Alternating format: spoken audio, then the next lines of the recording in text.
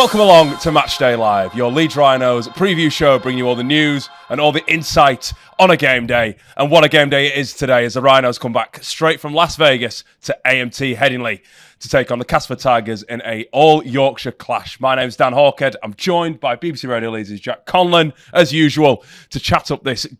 It's all-Yorkshire tie. It's going to be a cracker after seeing the Rhinos put 50 on the Robins last time out. And Jack, what a night it was in Las Vegas. I know you were watching from home. Myself was in the stadium. What an occasion. What a result for the boys. Absolutely fantastic. Yeah, it was a real surprise. I think it took everyone by surprise, just the manner of that result. I mean, as an occasion, you're best placed to talk about it. I'm much better placed than I am, but certainly looking at that entire week from afar, all the build up to it, the event on Fremont Street, which looked absolutely ridiculous, just the amount of fans that were there, the crowd, just as an occasion. I think it was so good for the Rhinos, so good for Super League as well, so good for Rugby League as well as a whole. Everything that went in and around that Vegas trip and that Vegas event this year, even the Nines. I know from a West Yorkshire perspective as well, Hunslet ARLFC went out there, played in that Nines competition. Hearing from their head coach, Jamie Fields, this week, he spoke to us on BBC Radio Leeds, said it was a trip of a lifetime. They got so much out of it, the group that went over there, from both a playing point of view and a social point of view as well. They enjoyed themselves, as they absolutely should do. So, yeah, I think from all, across all levels, the pro game, the amateur game, all the fans that went, it was just such a good event. And yeah, that result just stunned everyone, not least Hull KR. I mean, you were expecting going into that game naturally a tight contest. I think most people were. Hull KR off the back of the World Club Challenge win over Brisbane. They were so good in that game. And obviously the Rhinos coming into it as well on the back of that York win, having found a bit of form in that game. So the fact that it was so one-sided as it was really, really surprising. But for the Rhinos, so good as well. I mean, the one big takeaway I took from that Vegas game and that win over Hull KR was, if that's what Leeds look like playing on a dry track, in those hot conditions, those warm conditions, summer-type rugby, summer-type conditions, then when it comes to summer this year, if we're in for those kind of displays, then Leeds could be so entertaining and so effective as well. Let's just make a note as well for you fans, because I think that's something from the game. I think the week really was just how great you were out in Las Vegas from whether you landed on the Tuesday or the Wednesday or just in time to get there for Fremont. I think, and even looking at the game, I think the fact that the boys the fans got really behind the boys who were vocal, and Mr. Brightside, I believe, is being played in today's game at some point. But that's what it's all about, isn't it? And that's what Super League's USP is. Because I think even despite the result, Hull KR leading up to the week, you saw Hull KR shirts all the way down the strip. You saw Leeds shirts as well, by the way. But both sets of fans really brought it, and I think that's what our little USP is, isn't it? And that's going, hey, to the NRL and say, look, this is how we're a little bit different to you guys. Our fans are just built different. Absolutely, and naturally it's an NRL event. They put it on. They started the Vegas trip for Rugby League, but the amount of sort of Australian pundits, fans that have really identified the value that Super League bring to that event, not just last year with Wigan and Warrington, but especially this year as well with Leeds and Hull KR. Like you said, how vocal they were. Some of the best clips from the Fremont Street event as well were the songs that were being sung. We had a rendition of March On Together that Ryan Hall led, I believe, followed by Little Respect. You had the two sets of fans going head to head like that, and it's something that I think it's just it's the English sporting culture that's different to what they have in Australia. Yes, you'd probably look at Australia as having the more quality in terms of the rugby league, but when it comes to that fan experience, that atmosphere, the UK is always on top and always has been as well. Whenever you look at World Club challenges, that's always the thing, and that's always what is pointed out as well by those in the NRL, those former players, those commentators, those fans as well over there. And I think, again, as an event and as an advert for Super League, it does so well. And I think when it's all over and when the dust settles on that Vegas weekend, I think Super League and probably the Rhinos and Hull KR have got a good more handful of fans from the other side of the world, because the Australians take that experience with them. And like, I remember what those Super League fans were like on that Vegas weekend, and when we all went, we all enjoyed ourselves. But the people we could hear were the people at both ends of the stadium during that first game. And that, again, I think is one of the big takeaways. And also there was a rendition of Danny Maguire as well. That Oh, was of happening course, throughout the Canterbury game. So it was a couple of throwback chants in there as well. Let's quickly move on to the 21-man squad. So that's just popping up below for you. Not too many changes from that win last week. A couple of key performances and a couple of key names that were brilliant in last week's game. Let's start with Micah Sevo. I feel like you can't really start anywhere else. I know we started the last preview show against York talking about Micah, but 4 tries, 6 in two games. We're now seeing the Micah Sevo that Leeds Rhino signed. Absolutely, and how good is it as well to know that there's that threat on that left edge. You know, he is such a natural finisher, and he was an absolute joy to watch in Vegas. He really was. Like you say, 4 tries. But again, one of his key moments was the break for Ryan Horse try too. Just plucking the ball out of nowhere from that short dropout, going 70, 80 metres, having the wherewithal to go down as well, which not every player does. You know, some players would try and keep that run going, possibly bundle into touch. He went down, knew that the second phase of that play was moving to that right-hand side, and it set the platform. But such a finisher, such a good finisher. I mean, in that York game when he got 2 tries here at Headingley, everyone was just so pleased for him. But going out to Vegas, scoring 4 against the current world champions, and the finishes were great as well. I mean, his first 2 in particular, very much just Micah Sevo tries, and tries that you'd imagine we'll see a lot more of from him this season. Again, he just gets the ball in a tight space and has just the pure power to just be his opposite man and almost go over the top of him. You know, he manhandled Tom Davis backwards. He had him absolutely locked down all game. Oh, he did. He absolutely did. And just squeeze it in the corner. I mean, the second one, which was perhaps a bit dubious in terms of his one-handed finish like that, but, you know, they all count. They do.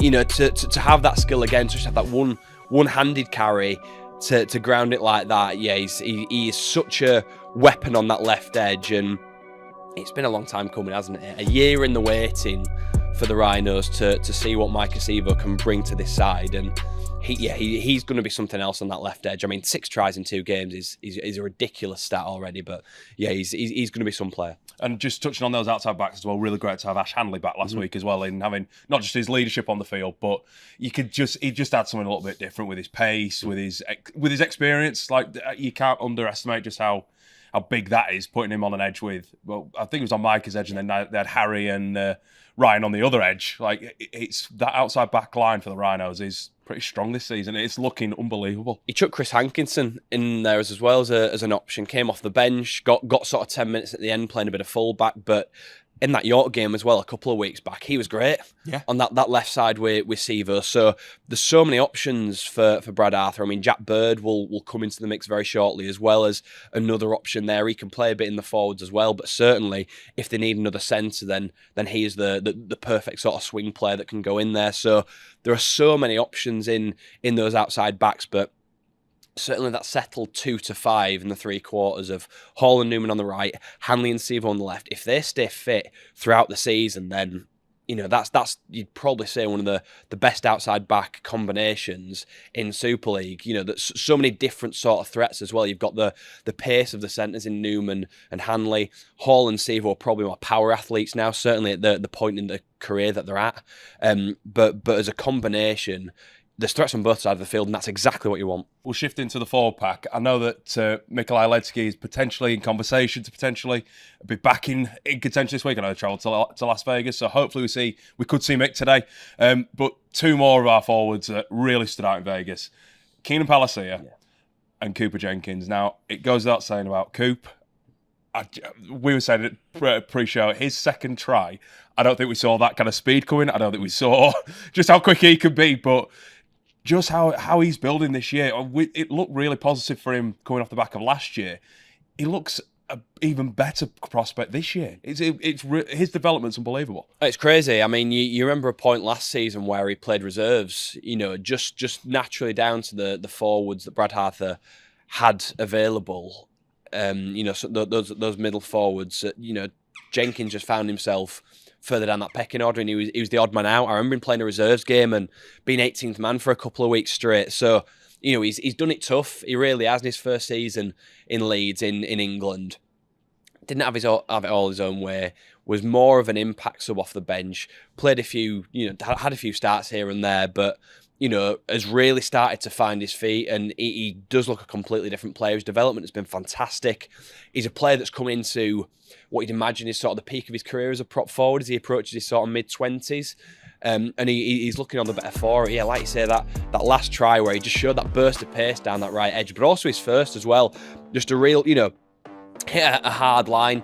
Hawkhead's defence wasn't at its best last week. Everyone knows that, but you can only play what's in front of you. And to get 2 tries later on in the way that he did is very much, an example of a player that is just so full of confidence right now, rightly so as well. For me, when you're choosing that forward pack, he's your first pick.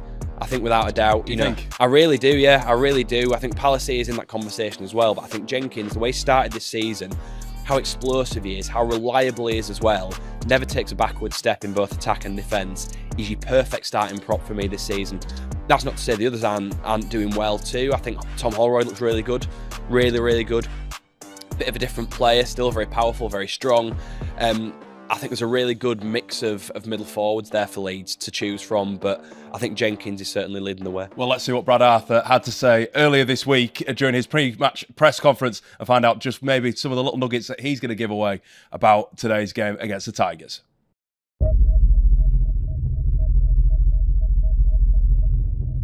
Once we done our review over there, and we said what happens in Vegas stays in Vegas. So we've moved on now, and great week, but we're ready for what's next. For those guys and the guys that went over, we've got to back that performance up this Sunday. We're at home. I'd like to think that they should be hanging out of the rafters this week with excitement. We've got to play like that. Doesn't mean we're chasing a 58 scoreline. Like, that's not what it's about. It's just about the attitude towards how we want to play. No, Kari. I think they've improved. They've definitely improved on last year. Seemed like to me they got a lot more resilient and fight in defence. So that's what I'm expecting from any of the teams. I've worked with him closely before. He worked under me at Parramatta. He's very diligent. He's a good coach, and we'll be pushing a lot of effort areas with him. So that's what I'm expecting.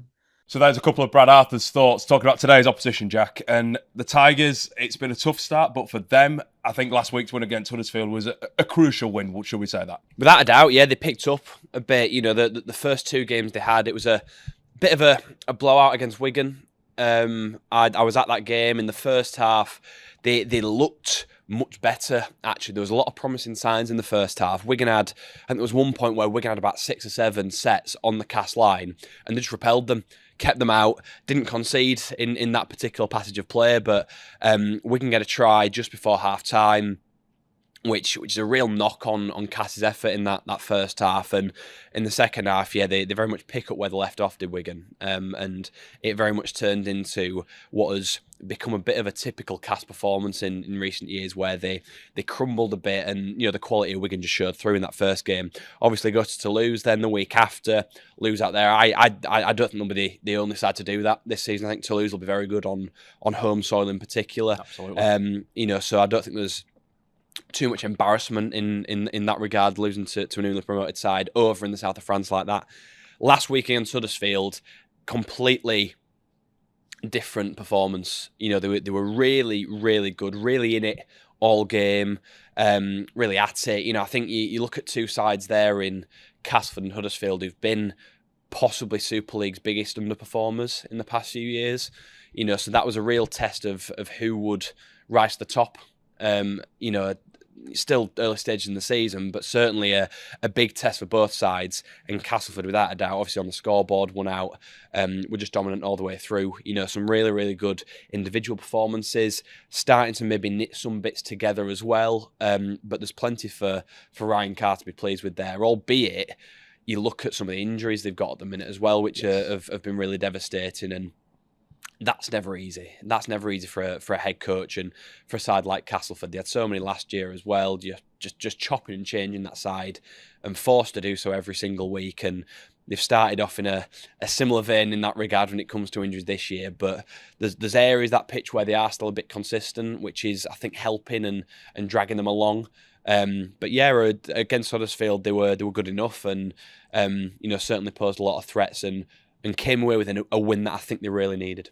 And I think you talk about those injuries, I was just going to go on to that, and I think when you lose players like Alex Mellor, who's so crucial, been there for quite a few years after joining them from Leeds here, you have Zach Sinney coming back, but actually the little bits of quick recruitment looked real. I know it's against Huddersfield, like you say, one of those underperforming sides, but Ashton Golding looked on the money for me, and George Hurst from Wigan, top tackler in the game.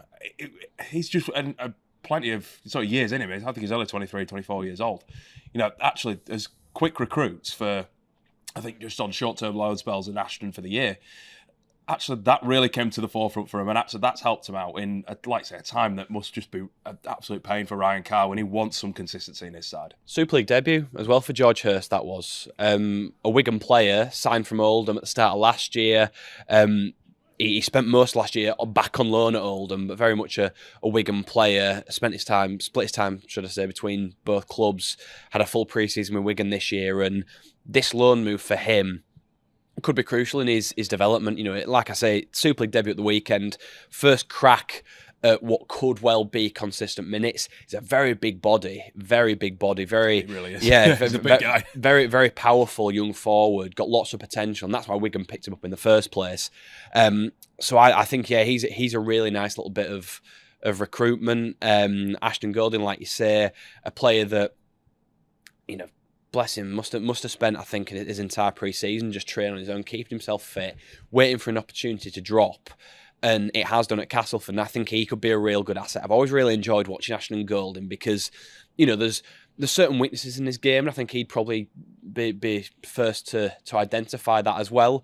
But at the same time, you're not going to find a player with more heart. You're really not, and that can count for a lot on the rugby field, especially when he's put right in the middle of the field as well, when he's playing at loose forward, when he's playing at hooker, as he's adapted to be. Obviously started here as a fullback all those years ago. So he's gone all the way through the ranks. He's gone back. He's gone hooker. He's gone loose. Completely. He's been sort of everywhere on the pitch. But like I say, you're not going to find a player that'll show more heart on the rugby pitch. And the fact he got that late try as well was such a good moment for him, and probably vindicated the work he's done in the off season as well on his own.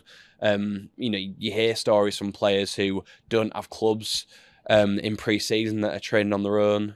That it can become quite a lonely environment and tough to do as well. I mean, you look at Super League pre-seasons, Championship pre-seasons, where at least players are with a team and you've got other blokes to push you on. It must be so isolating and hard when you're training on your own and you're trying to keep match fit and just waiting for an opportunity to drop. So, yeah, I think that's a move that really suits both sides. It gives Castleford a bit of a utility player, someone who they can really drop in anywhere, but it also gives Ashton Golding a big chance to have another crack and see what difference he can make on that Castleford side. And just to note as well, I thought it was fantastic. You guys had obviously James Donaldson on very recently, talking about a very similar occasion back in 2019 before he obviously signed on for Leeds and had a pretty great career here at AMT Headingley, I'd have to say. But let's touch on players to watch for you. One man who I know you've been banging on to myself about is Christian Mapapalangi. Just what are your thoughts on how he started the year? I think he's been a real standout. Bit of an unknown quantity, which I think you could say for a couple of those Castleford signings. George Hurst, one of them, but Mapapalangi certainly. Handful of NRL appearances a couple of years back for Newcastle. I think 6 in total, with a try in there as well. Spent last season at West Tigers playing in the State Cup for them. Just a very solid player at that level, certainly. Never quite broke through into the NRL side. I think he was named in a couple of extended squads for West, but never actually got that crack for them. Was brought over here, can play a bit of everywhere in the backs. He sort of, when he spoke to us at BBC Radio Leeds when he just signed, he said that his preferred position is actually in the halves. Been played as a centre for Castleford so far and has been really effective there. Can play a bit of fullback as well. He's one of those fullback options as well, should they need him there. But I think, he's been a real standout for Castleford in these early games. I think particularly in that Wigan match that I watched their Super League opener. there weren't too many consistent threats on the field, but he was certainly one of them. Whenever they moved to that left-hand side, which is where he plays, is that left centre, he provided some real headaches for Adam Kieran, who was opposite him, and Zach Eckersley as well on the wing, just with he's deceptively strong. He's quite a lean build as a player, but he's really powerful, can shrug off a tackle, has got a really good little turn of pace as well, can step off both feet. He's a real threat down that left edge. I think, without disrespecting Castleford too much, I think in a better side, he would be one of the more outstanding centres in Super League. I really do. A side that could feed him more and give him more sort of clear-cut opportunities. I think you'd be looking at a player that would be quite high up there in the try and the assist charts. As it is, he's Castleford's asset, and he's definitely one of their biggest threats on that left edge. When he'll be coming up tonight against, or this afternoon against Harry Newman and Ryan Hall on that Leeds right. And I think that could be a really interesting battle to watch. He's Mapapalangi against Newman. We know what Harry Newman's like. He doesn't take a backward step. Very aggressive, both in attack and defence. He needs to get in the face, I think, of Mapapalangi, because if he gives him too much space, he could find himself being stepped around. He could find Mapapalangi on his outside, putting a 2-on-1 on Ryan Hall. So I think that left edge is where Castleford are really dangerous.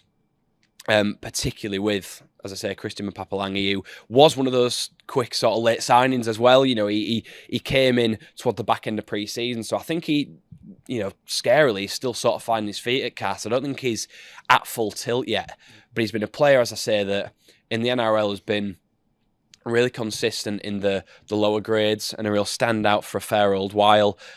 Was touted for big things at Newcastle, never quite lived up to it, but often you see players like that come over to Super League and make a really big impact, and I think that's what he'll do as well. But when you look at those outside back calls, I know they were one of the lowest scoring teams last year in last year's comp.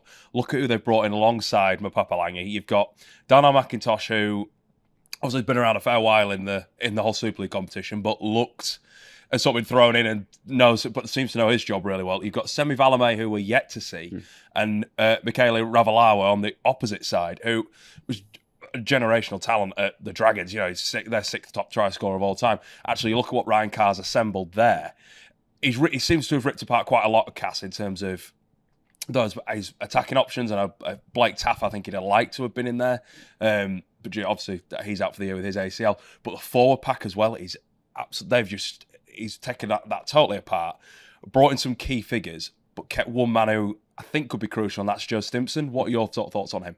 Yeah, I thought he was good when he first came in last season. Stimpson came in midway through the season, didn't get too much of a run at it. I think it was difficult, and it often is when you get players coming over from the NRL mid-season. He, like I say, took him a while to find his feet, probably. He's been entrusted with the number 13 jersey this year, seen very much as a middle forward, because again, that was one of the questions with Stimpson, is where he'd play, whether he'd be in the middle, whether he'd be on the edge. Ryan Carr certainly sees him as a middle, and he's displaced Joe Westham as well from that 13 shirt, so that's a big vote of confidence from Ryan Carr in Stimpson.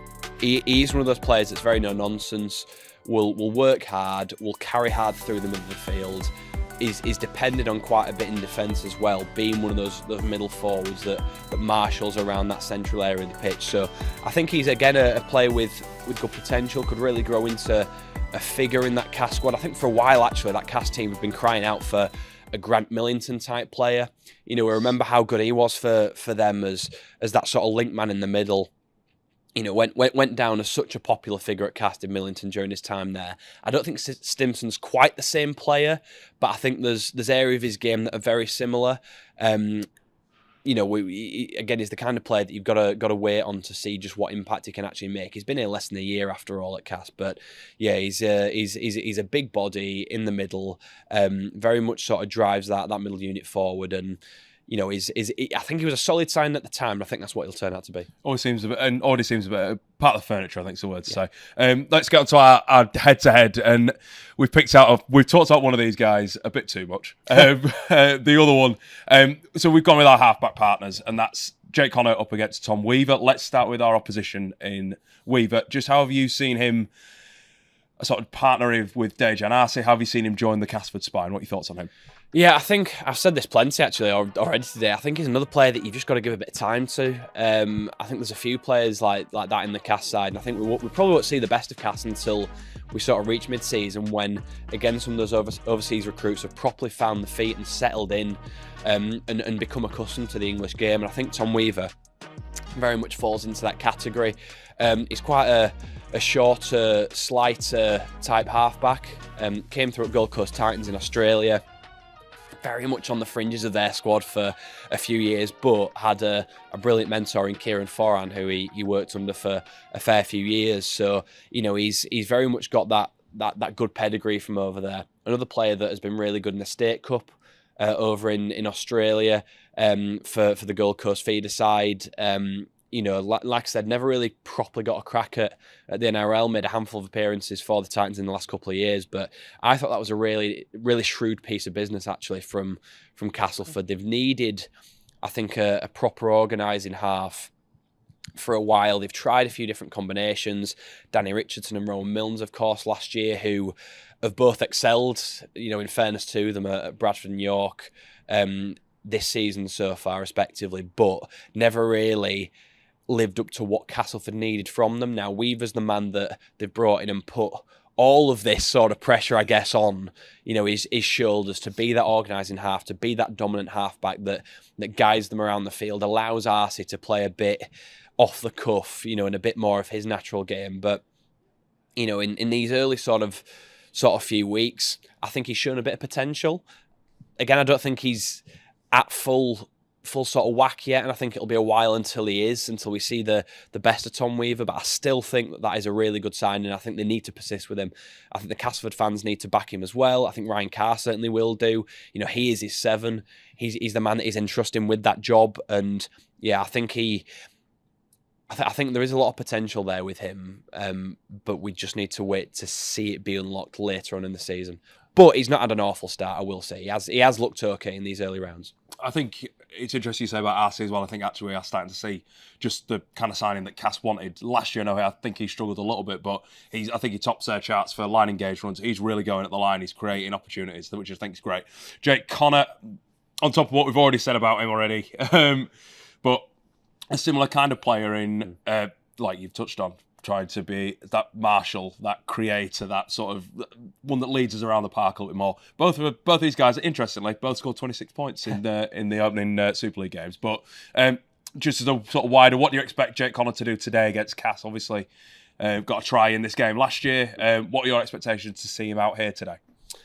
I think we'll get a very typical Jake Connor performance, one that we've seen the last couple of weeks against York, against Hull KR in Vegas. I mentioned it earlier on when we were talking about the Vegas game. I can't remember seeing a player that takes the ball as close to the opposition line as Jake Connor does, and I think that's one of his real big assets going forward.